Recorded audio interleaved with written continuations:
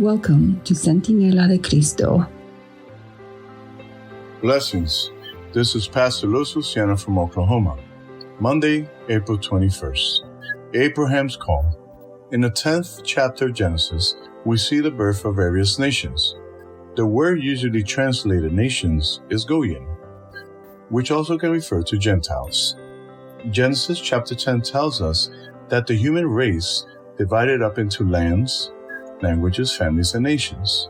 Genesis chapter 10, verse 5. See also Revelation chapter 14, verse 6. Almost immediately after the introduction of this concept, God calls Abraham out of one of those nations to be different from them and from what they represent. Read Genesis chapter 12, verse 1 through 9. Why did God call Abram, later known as Abraham, out from his country of origin? God intended to use Abraham to establish a nation that would stand in contrast to human kingdoms. They were not to have a king other than God himself. The people were to show what would happen if the human race returned to their Creator. Israel was established to be a blessing to all families of the earth. Genesis chapter 12, verse 3.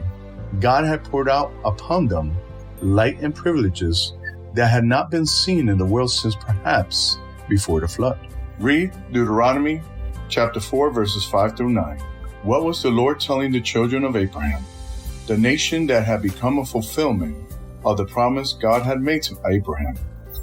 This was not a single individual bearing witness in a single community.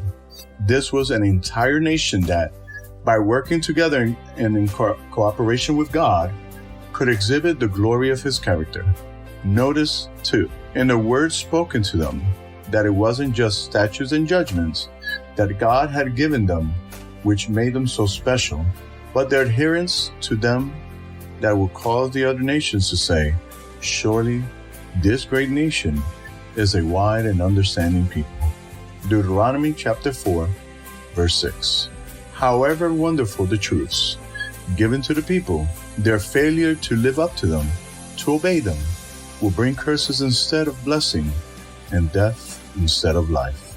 How does the same principle that of not just knowing these truths but obeying them apply to us as Adventists today?